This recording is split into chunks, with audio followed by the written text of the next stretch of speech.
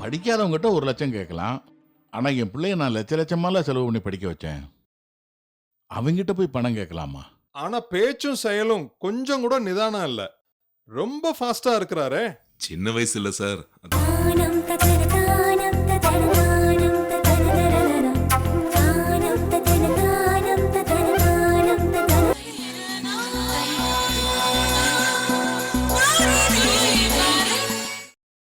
சரி, வேலை விஷயம் என்னாச்சு? அது சரியா வரலமா. ஏன்பா, என்னமோ ஏதேதோ கேள்வி எல்லாம் கேட்பாங்களே, அதுக்கு நீ சரியா பதில் சொல்லலையா? அதெல்லாம் ஒண்ணு இல்லம்மா. நான் நல்லா தான் சொன்னேன், வேலையும் கொடுக்கறேன்னு சொன்னாங்க. சரி, அதை விடுமா. அது சரியா வராது. நான் வேற வேலைக்கு ட்ரை பண்றேன். என்னப்பா, என்னாச்சு? நல்ல கம்பெனின்னு தானே சொன்ன, ஏன் வேண்டான்னு சொல்ற? வேலையில சேர்றதுக்கு 1,00,000 டெபாசிட் கட்டணுமா. ஐயோ, 1,00,000? நாம எங்க போறதுப்பா? அதனாலதான் நான் வேலை வேண்டான்னு சொல்லிட்டேன். அட கடவுளே, இப்படின்னு தெரிஞ்சிருந்தா எங்கேயாவது கடன் வாங்கியிருக்கலாமே. சரி, நீ ஒண்ணு பண்ணு, டைம் கேட்டு நீ ஊருக்கு வா, எப்படியாவது புரட்டி கட்டிடலாம்ப்பா. அதெல்லாம் வேண்டாமா. ஏற்கனவே அப்பா வேற நிறைய கடன் வாங்கியிருக்காரு. இனிமே எனக்காக கடன் வாங்கினா சரி வராது. விடுங்க, நான் பாத்துக்கிறேன். ரகு, எதுக்கும் உஷா கிட்ட ஒரு வார்த்தை கேட்டு பாரு. அப்பா இருக்கும்போது இந்த வார்த்தையை சொல்லியிருந்தா உன்னை ஒரு வழி பண்ணிருப்பாரு. அவர் இல்லாதனாலதான் நான் இதை சொல்லிக்கிட்டு இருக்கேன். நீ போய் கேளுடா. அம்மா ப்ளீஸ், எந்த காலத்திலையும் அவங்க முன்னாடி போய் நான் நிக்க மாட்டேன். அது கேவலம் இல்ல. இந்த பேச்சு இதோட விடுமா, நான் அப்புறம் பேசுறேன். என்ன கோபம் வருது பாரு. அப்பனுக்கு புள்ள தப்பாம பிறந்திருக்கான். யார்கிட்ட போய் கேட்க போறா? சொந்த அக்கா மாமா கிட்ட தானே கேட்க போறான். இவனுக்கெல்லாம் சொன்னா புரியாது, பட்டாதான் புரியும். என்னம்மா, ரகு கிட்ட இருந்து போன் வந்துச்சா? ஆமா. சரி, அவனுக்கு வேலை கிடைச்சிருச்சா என்ன? கிடைச்சது, ஆனா கிடைக்கல. நில்லுமா, என்ன பதில் இது? இருக்கிற பதில தான் சொல்றேன். சாமி கும்பிடும்போது சாமி கும்பிடு ஆனா வேண்டிக்காதன்னு சொன்னீங்கல்ல, அதே மாதிரிதான் இதுவும். இந்த பாருமா, உன்ன மாதிரி ஓரஞ்சாரமாலாம் என்னால பேச முடியாது. விஷயம் என்னன்னு சொல்லு. வேலைக்கு சேரணும்னா 1,00,000 ரூபாய் கட்டணுமா, கட்டிடுவீங்களா? அடப்பாவி, 1,00,000? என்னம்மா இது, இப்படி இருக்காங்க? படிக்காதவங்ககிட்ட 1,00,000 கேட்கலாம். ஆனா என் பிள்ளைய நான் லட்ச லட்சமால செலவு பண்ணி படிக்க வச்சேன். அவங்கிட்ட போய் பணம் கேட்கலாமா? இது என்ன நியாயம்? என்ன மனுஷனுங்க இவனுங்க? சாமி கும்பிடும்போது அப்படி வேண்டிக்காத இப்படி வேண்டிக்காதேன்னு சொன்னீங்க இல்லையா, அதனாலதான் 1,00,000 ரூபாய் செலவு வச்சிருக்காரு கடவுள். அப்ப சாமி பழி வாங்கிட்டாருன்னு சொல்றியா? நான் பழி வாங்கிட்டாருன்னு சொல்லல, தண்டனை கொடுத்திருக்காருன்னு சொன்னேன். சரி, வீணா எதுக்கு பேசிக்கிட்டு இருக்க? பிள்ளைக்கு என்ன வழி சொல்லு. என்ன கேட்டா நான் என்னங்க சொல்லுவேன்? நீங்க தான் வாங்குறது குடுக்கறதெல்லாம் உங்க டிபார்ட்மெண்ட்னு சொன்னீங்கல்ல, பண்ணுங்க, என்ன வேணாலும் பண்ணிக்கங்க, ஆளை விடுங்க.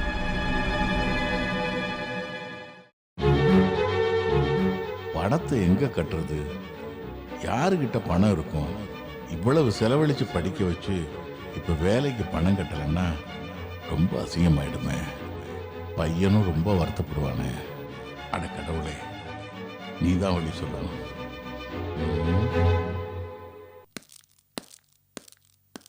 மே கமின் சார். கமின். சார், ரகுவோட வேலை விஷயமா டெபாசிட் பண்ண 1,00,000 ரூபாய் இதுல இருக்கு. இந்தாங்க சார். சொன்னபடியே பணத்தை கரெக்டா கொண்டு வந்து கொடுத்துட்டீங்க. ஆமா சார், ரகு வாழ்க்கையில இப்போதான் முதல் அடி எடுத்து வைக்கிறாரு. ஃபர்ஸ்ட் அட்டம்ப்ட்லேயே டிஸ்டர்ப் ஆயிடக்கூடாது, அதனால தான் பணத்தை உடனே ரெடி பண்ணிட்டேன். அதுவும் இல்லாம ரகு நம்ம கம்பெனியில வேலை செய்யறதுக்கு கொடுத்து வச்சிருக்கணும் சார். மற்ற கம்பெனில எல்லாம் 10,00,000 ரூபாய் 20,00,000 ரூபாய்னு டெபாசிட் கேட்கறாங்க. நம்ம வெறும் 1,00,000 ரூபாய் தானே சார் கேட்கறோம். ரொம்ப கரெக்டா சொன்னீங்க கைலாசம். ஆனா உங்க ரிலேஷன் ரகு நம்ம கம்பெனியை பத்தி தப்பா புரிஞ்சுக்கிட்டாரே. சார், இன்னைக்கு தப்பா புரிஞ்சிருக்கலாம் சார், ஆனா போக போக நல்ல விதமா புரிஞ்சுக்குவார் சார். மற்ற கம்பெனில நல்ல சம்பளம் கொடுக்கறான்னு சொல்லுவாங்க, ஆனா 2 மாசம் 3 மாசம்னு சேர்த்து வச்சுதான் கொடுப்பாங்க. நம்ம கம்பெனி அப்படி இல்லையே சார். 1ஆம் தேதி ஆனா கரெக்டா சம்பளம் கொடுத்துறாங்கல்ல சார். கரெக்டா சொன்னீங்க. ஆமா, ரகு உங்களுக்கு எந்த விதத்துல ரிலேஷன்? சார், ரகுவோட அக்காவை தான் நான் கல்யாணம் பண்ணியிருக்கேன். ஓஹோ, உங்க மச்சான்னு சொல்லுங்க. ஆமா சார். நல்லா படிக்க வச்சிருக்காங்க. அவரும் நல்லா கஷ்டப்பட்டு படிச்சிருக்கிறாரு. ஆனா பேச்சும் செயலும் கொஞ்சம் கூட நிதானம் இல்ல. ரொம்ப ஃபாஸ்டா இருக்கிறாரே. சின்ன வயசு இல்ல சார், அதான். சார், இன்னொரு சின்ன ரெக்வஸ்ட். என்ன சொல்லுங்க. மறுபடியும் சொல்றேன். நான் ரகுவோட வேலைக்காக 1 லட்சம் ரூபாய் கொடுத்த விஷயத்த அவருக்கு தெரிய வேணாம் சார். அவர் லைஃபுக்காக எவ்வளவு பெரிய விஷயம் செஞ்சிருக்கிறீங்க. ஏன் சொல்லக்கூடாதுன்னு சொல்றீங்க? வேண்டாம் சார், தெரிஞ்சா ஃபேமிலி பிரச்சனை ஆயிடும். அதுவும் இல்லாம இந்த விஷயம் ரகுவுக்கு தெரிஞ்சா வேலையை விட்டுட்டு போனா கூட ஆச்சரியப்படுறதுக்கு இல்ல சார். இப்படி ஒரு விஷயம் இருக்கா? ஓகே, இந்த விஷயம் தெரியாம நான் பாத்துக்கிறேன். Thank you sir. நான் என் கேபின் போறேன் சார். ஓகே. கைலாசத்தை என்னமோ நினைச்சேன், ஆனா இவ்வளவு நல்லவரா இருக்கிறாரு.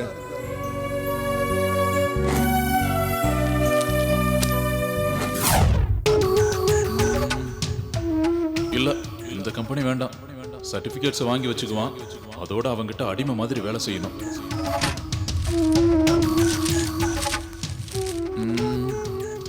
இந்த கம்பெனி ஓகே, பட் அக்ரிமெண்ட் போடுவான், அது நமக்கு சரி வராது. நல்லது கெட்டதுக்கெல்லாம் போகவே முடியாது.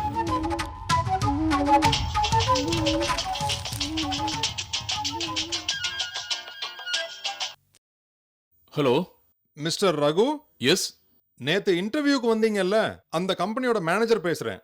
சொல்லுங்க சார். நான் ஃபோன் பண்ணுவேன்னு எக்ஸ்பெக்ட் பண்ணிருக்க மாட்டீங்கல்ல? இல்ல சார், சொல்லுங்க. நீங்க இன்டர்வியூல செலக்ட் ஆயிட்டீங்க. நாளைக்கே வந்து வேலையில ஜாயின் பண்ணலாம். சார், அந்த டெபாசிட் பண்ண 1 lakh. டெபாசிட் எல்லாம் தேவையில்லை. நீங்க நாளைக்கே வந்து வேலையில ஜாயின் பண்ணுங்க. Thank you sir. இந்த விஷயத்தை அப்பா கிட்ட சொன்னா ரொம்ப சந்தோஷப்படுவாரு.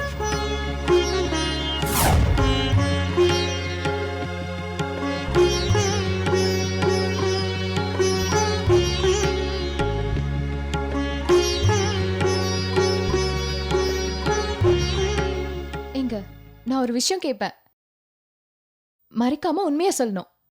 உஷா, நான் என்னைக்கு உங்ககிட்ட போய் சொல்லியிருக்கேன்? போய் சரி, மத்தவங்களோட சந்தோஷத்துக்காக ஒருவேளை நான் போய் சொல்லியிருக்கலாம். அப்படி வாங்க வழிக்கு. ஆனா ஒரே அடியா போய் சொல்ல மாட்டேன்னு சொன்னதும் நான் ஷாக் ஆயிட்டேன். சரி, விஷயத்துக்கு வா. என்னமோ என்கிட்ட கேட்கணும்னு சொன்னியே. என்ன இன்னைக்கு முகத்துல ரொம்ப சந்தோஷம் தெரியுது? என்ன காரணம்னு தெரிஞ்சுக்கலாமா? வழக்கத்தை விட அதிகமா சாப்பிட்டேன்ல, அதனாலதான் கேக்குறியா? அப்படி கூட இருக்கலாம். ஆனா முகத்துல சந்தோஷம் தெரியுதே. ஓ, உண்மைதானே? ஆமா. ஏன்னா எங்க டெர்மினல் ஆபீஸ்க்கு இன்னைக்கு புது ஆபீசர் வர போறாரு. ஆபீசர்ஸ் வரதும் போறதும் சகஜம் தானே. இதுல ஸ்பெஷல் என்ன இருக்கு? இருக்கு. எங்க யூனிட் இனிமேல் அவர் கண்ட்ரோல்ல தான் இருக்க போகுது. இன்னும் சொல்ல போனா நான் அவர் கீழே தான் வேலை செய்ய போறேன். ஓ, அப்படியா? ஆமா, அவங்கள உங்களுக்கு ஏற்கனவே தெரியுமா? நல்லா தெரியும். ஆனா ஃப்ரெண்டு கிடையாது. அப்ப எதிரியா? ஆமா. ஐயோ, அவருக்கு பிடிச்சா என்ன வேலையில வச்சுக்கலாம். என் வேலை பிடிக்கலன்னு வையே, வேலையை விட்டு தூக்கி வீட்டுக்கு அனுப்பிடலாம். என்னங்க நீங்க சந்தோஷமான விஷயம் சொல்லிட்டு இப்படி ஒரு மோசமான விஷயத்த சொல்றீங்க? ஏங்க, நீங்க எவ்வளவு வருஷமா வேலை செய்றீங்க? அது எப்படி உங்களை திடீர்னு வேலையை விட்டு தூக்க முடியும்? உஷா, நான் பாலிடெக்னிக் படிச்சிருக்கேன். சாதாரண படிப்பு தானே, என் கையில அதிகாரம் இல்ல. ஆனா அவரு எம்டெக் படிச்சிருக்காரு, பெரிய படிப்பு தானே, அதான் அவர் கையில அதிகாரம் இருக்கு. என்னமோ போங்க, நீங்க சொல்றது எந்த விதத்திலயுமே சந்தோஷமா இல்ல. ஆனா நீங்க எப்படி இத சந்தோஷமான விஷயம் சொல்றீங்கன்னு தான் எனக்கு புரியல. சந்தோஷமான விஷயம் சொன்னேன், ஆனா எனக்கு சந்தோஷமான விஷயம் சொல்லலையே. எங்க புரியுற மாதிரி சொல்லுங்க. இது உனக்கு சந்தோஷமா இருக்குன்னு தான். ஐயோ அப்பா சாமி, உங்களுக்கு ஒரு பெரிய கும்பிடு. ஏய், எங்க போற? உட்காரு, உட்காருன்றல. நான் ஒருத்தரை பத்தி இப்ப சொன்னேன்ல, அந்த ஆபீசர் வேற யாரும் இல்ல, உன் தம்பி ரகு தான். என்ன இப்ப புரிஞ்சதா என் சந்தோஷத்துக்கு காரணம்? அங்க சுத்தி இங்க சுத்தி கடைசியில நம்ம தலையிலே கை வைக்க வந்துட்டானா? ஏய், அப்படிலாம் சொல்லாத. ரகுக்கு வேலை கிடைச்சது நினைச்சு சந்தோஷப்படு, அவனை திட்டாத. ஏங்க ஏற்கனவே உங்க மேல கோவமா இருக்கான், இப்ப உங்க மேலதிகாரியா வேற வந்துட்டான். எனக்கு தெரிஞ்சு நீங்க வேற இடத்துக்கு வேலை தேடி போறதுதான் உங்களுக்கு ரொம்ப நல்லது. உஷா, நாம எதுக்கு அவசரப்படணும்? ரகுவுக்கு என் மேல கோபம் இருக்கலாம், ஆனா உன் மேல பாசம் இருக்கு இல்லையா, அதனால என் வேலைக்கு எந்த பிரச்சனையும் வராது. அவனுக்கு என் மேல பாசம் இருந்திருந்தா அன்னைக்கு ரோட்ல அந்த மாதிரி பேசியிருப்பானா? சரி, அவன் முதல் தடவையா பார்க்கும்போது என் மேல கோபம் அதிகமா வந்திருக்கும். இப்போ அவனுக்கு என் மேல கோபம் குறைஞ்சிருக்கலாம் இல்லையா?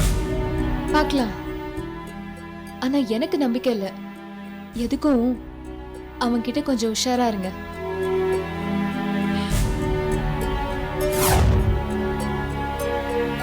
கோமதி, ஏ கோமதி, என்னங்க? கடத்தெருவுக்கு போயிருந்தேன். ரொம்ப நாளைக்கு பிறகு என் ஃப்ரெண்டு ஒருத்தனை பார்த்தேன். இதுக்கா இந்த குதி குதிச்சுக்கிட்டு இருக்கீங்க? ஹேய், முழுசா கேளு, ஏன் இப்படி அவசரப்படுற? சரி சொல்லுங்க. பேசிக்கிட்டு இருக்கும்போதே பாக்கெட்ல இருந்து புக்கு மாதிரி ஒன்று எடுத்தான்.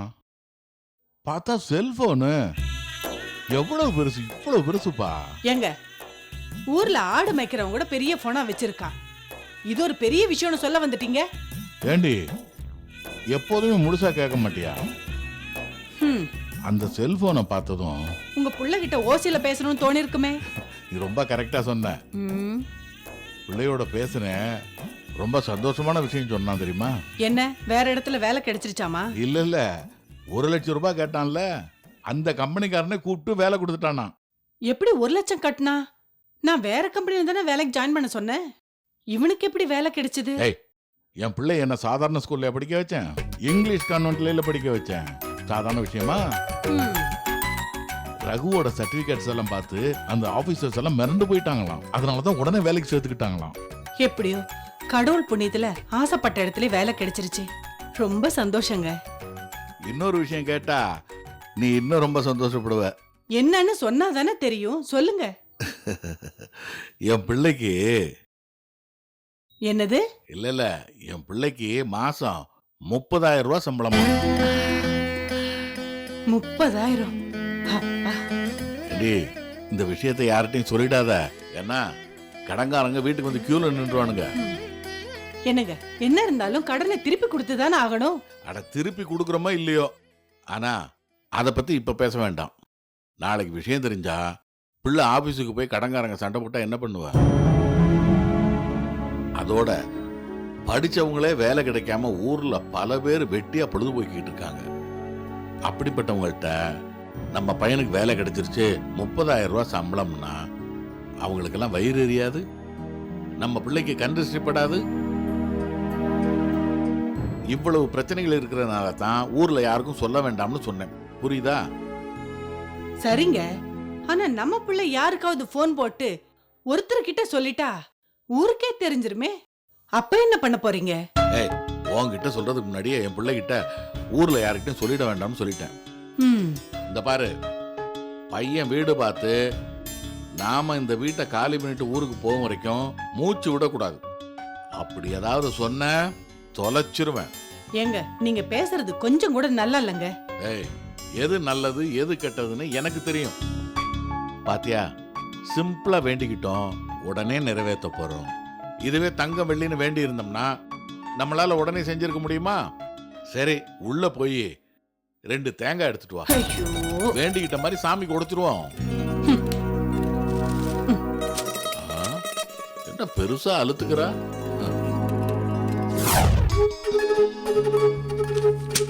நல்ல ப்ராஜெக்ட்லாம் பண்ணிருக்கீங்க. Thank you sir.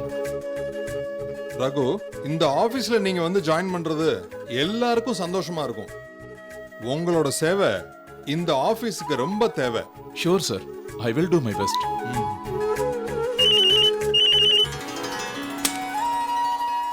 சொல்லுங்க.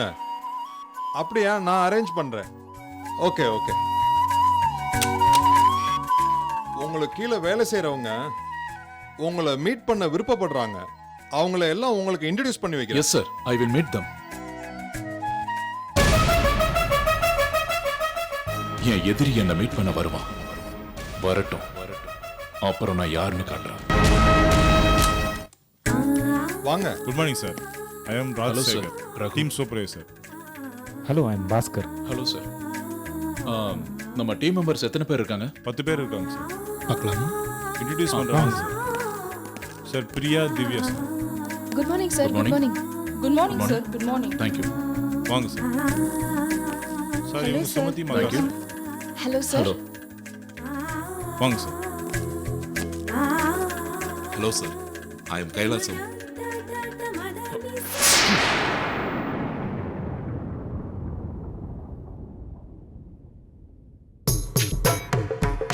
சார், நான் உங்களுக்கு சொந்தம் ஆஃபீஸில் யார்கிட்டயும் சொல்லாமல் இருக்கிறது நல்லதுன்னு நீங்கள் நினைக்கிறீங்களா?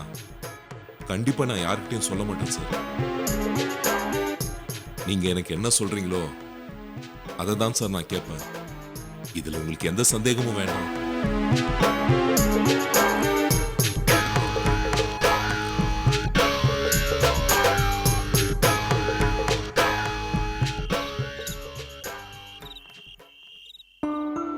இந்த நேரத்துக்குலாம் வந்துருவாரு.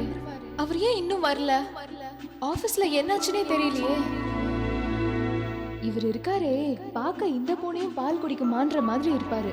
ஆனா ரொம்ப குசும்பு பிடிச்ச ஆளு. பின்ன தம்பி வேலைக்கு சேர்ந்தத இப்படி பில்டப் பண்ணி சொல்வாரா?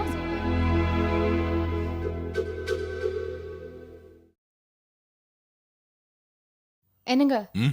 ஏங்க இவ்ளோ லேட்டு? என் தம்பி வேலையில ஜாயின் பண்ணிட்டானா? நேத்து சொன்னதுக்கு இதுல என்ன எனக்கு சந்தோஷம் சொன்ன? இப்போ முகத்துல சந்தோஷம் தாண்டவம் ஆடுது. எனக்கு தெரிஞ்சு 4 மணில இருந்து வாசலுக்கு வரதுமா டைம் பாக்குறதுமா இருந்திருப்பிய.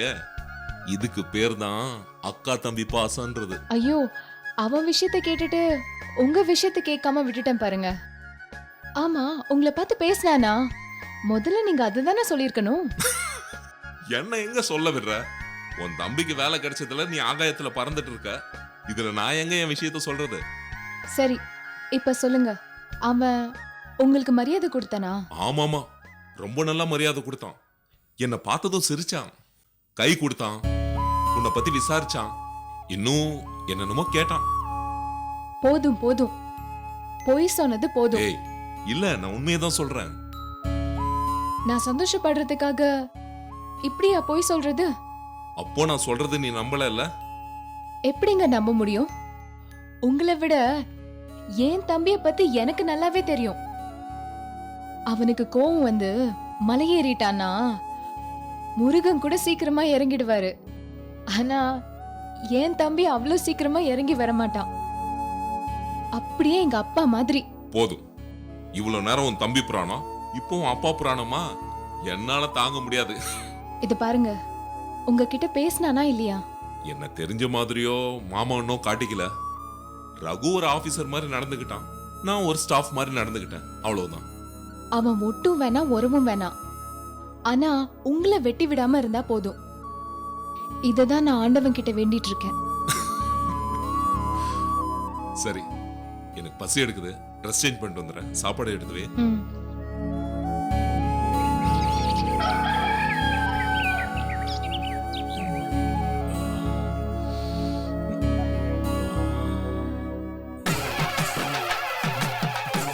அப்பா, என்னப்பா அது?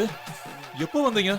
இப்பதான்ப்பா. நீங்க வரேன்னு ஒரு ஃபோன் கூட பண்ணலையே. அது என்னன்னா ரகு, மத்தவங்க என்ன சொல்லிட்டு வரணும், பெத்த பிள்ளைய பார்க்க அப்பாவுமா சொல்லிட்டு வரணும். அது இல்லப்பா, நீங்க முன்னாடியே சொல்லியிருந்தீங்கன்னா ஸ்டேஷன்ல வந்து பிக்கப் பண்ணியிருப்பேன்ல, அதான் கேட்டேன். எதுக்குப்பா காலங்காத்தால நீ அவ்வளவு தூரம் வரணும்? அதான் உன் அட்ரஸ் இருக்குல்ல, அதான் நேரா வந்துட்டேன். சரி, எப்படிப்பா இருக்கும் உன் வேலையெல்லாம்? ஒண்ணும் இல்லப்பா, எனக்கு அவ்வளவா அந்த வேலை பிடிக்கல. என்னப்பா இப்படி சொல்ற? நான் அந்த ஆபீஸ்ல ரொம்ப நாள் வேலை செய்ய மாட்டேன்னு நினைக்கிறேன். சரி, அம்மா எப்படி இருக்காங்க? அட அவளை விடுப்பா, சாப்பிட்டு வீட்டில் தூங்கிட்டு இருக்கா. சரி, நீ ஏன் வேலையை விட்டு நிக்கணுங்கிற? விடுங்கப்பா, நீங்க அதை பத்தி கேட்காதீங்க. விஷயத்த சொன்னா நீங்களே என்ன வேலைக்கு போக வேண்டாம்னு சொல்லுவீங்க. இல்ல ரகு, நான் அப்படியெல்லாம் சொல்ல மாட்டேன். ஏன்னா நான் வாங்கின மாச சம்பளம்லாம் ரொம்ப கம்மி. ஆனா ஓ சம்பளம் சுழைய 30,000. ஏன்பா அந்த வேலையை விடணும்? விடாத ரகு.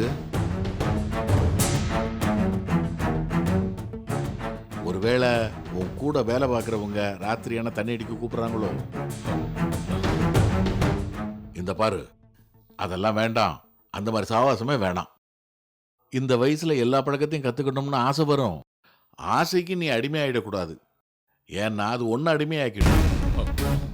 அப்பா, உங்களுக்கு நான் எப்படி புரிய வைக்கிறதுனே தெரியல. என்ன இருந்தாலும் சொல்லுப்பா. தோளுக்கு மேல வளர்ந்த பிள்ளைய தோழன்னு சொல்லுவாங்க. என்ன உன் ஃப்ரெண்டா நினைச்சு சொல்லு. நீங்க நினைக்கிற மாதிரி தப்பான விஷயத்துக்காக நான் வேலையை விடுறேன்னு சொல்லல. நான் யாரு முகத்துல முழிக்க கூடாதுன்னு விலகி இருந்தனோ, அவன் எங்க ஆபீஸ்ல தான் இப்ப வேலை செய்யறான். யார சொல்ற ரகு? வேற யாரு? நம்மள அசிங்கப்படுத்தின அந்த கைலாசம் தான்.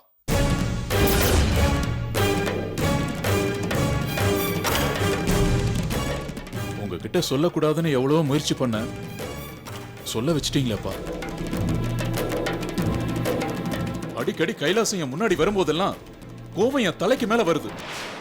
எனக்கு கீழே தான் வேலை செய்யறான். கொஞ்சம் கூட சூடு சொரணை எதுவுமே இல்லாம என்கிட்ட வந்து பேசுறான்ப்பா. அதனாலதான் அந்த ஆபீஸே எனக்கு பிடிக்கலன்னு சொன்னேன். சொல்லுங்கப்பா, நான் அந்த வேலையை விட்டுட்டுமா? ஏய், நீ வேலையை விடக்கூடாது. இந்த மாதிரி நம்பிக்கை துரோகிய கூட இருந்தே குழி பறிக்கணும். கடவுள் இருக்கிறாருங்கிறதுக்கு இது ஒன்னே போதும்பா. உஷா விஷயத்துல என்ன அசிங்கப்படுத்தின அந்த கைலாசத்தை நான் அசிங்கப்படுத்தணும். சித்திரவதையான தண்டனைய அவனுக்கு கொடுக்கணும். அவன் அந்த தண்டனை அனுபவிச்சா அந்த ஓடுகாலுக்கும் தண்டனை கிடைக்கும். எனக்கு அது போதும். வேண்டாம்ப்பா, அவனுக்கு நாம ஏன் தண்டனை கொடுக்கணும்? முட்டாள்தனமா பேசாத. நான் சொல்றத நீ கேளு. நீ சொல்றத நான் கேட்க மாட்டேன். உன்னால நான் சந்தோஷமா இருப்பேன்னு தான் நான் நினைச்சேன். ஆனா நீ என் எதிரி அழிக்க முடியாத ஆயுதமா இருப்பேன்னு நான் கொஞ்சம் கூட எதிர்பார்க்கல. பிள்ளைக்கு அப்ப என்ன செய்யணுமோ அதை நான் ரத்தத்தை சிந்தி செஞ்சிருக்கேன். ஒரு பிள்ளையா நீ எனக்கு என்ன செய்யணுமோ அதை நீ செஞ்சே ஆகணும். அதான் நான் இப்போ உங்ககிட்ட கேட்கறதே. ரகு, கைலாஷ் விஷயத்தை அப்புறம் கூட பார்த்துக்கலாம். முதல்ல ஊர்ல இருந்து வீட்டை காலி பண்ணிட்டு வந்து இங்க செட்டில் ஆயிடலாம். அதுக்கு ஒரு நல்ல வீடா பார்க்கணும். நீ குளிச்சுட்டு ஆபீஸ் கிளம்பு. நான் புரோக்கரை போய் பார்த்து நல்ல வீடா முடிச்சிடுறேன். அப்பா, ஏன் அவசரப்படுறீங்க?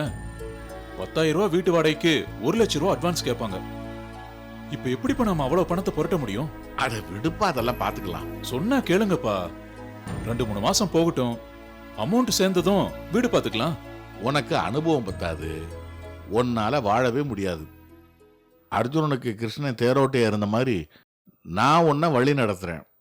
நீ எதுக்கும் கவலைப்படாத. ஏன்பா, இது என்ன நம்ம ஊர் நினைச்சியா? நம்ம ஊரு கிணத்துல நீந்துற மாதிரி. ஆனா சென்னை கடல்ல நீச்சல் அடிக்கிற மாதிரி. அலை வந்தா எப்படி மேலே வரணும், எப்படி உள்ள போகணுங்கிறது அப்பாவுக்கு ரொம்ப நல்லா தெரியும்பா. நான் பார்த்துக்கிறேன். நீ குளிச்சுட்டு ஆபீஸ் கிளம்பு. அப்பா வில்லேஜ்ல போஸ்ட் மாஸ்டரா தானே வேலை பார்த்தாரு. மெட்ராஸ பத்தி இவருக்கு எப்படி கரெக்டா தெரியுது? அப்பா, நமக்கு வீடு வேண்டாம்ப்பா.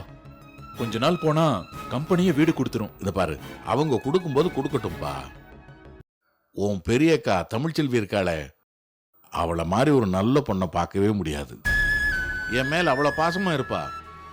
அந்த பாசத்தை நம்பி சென்னைக்கு தனியா அனுப்பிச்சு வச்சேன். அவ கெட்ட நேரமோ நல்ல நேரமோ அவளுக்கு ஒரு நல்ல வாழ்க்கை கிடைச்சது. நல்ல புருஷன், நல்ல குடும்பமும் கிடைச்சது. ஆனா எல்லாமே பாழா போச்சு. தான் தலையில தானே மண்ணவாரி போட்டுக்கிட்டான்.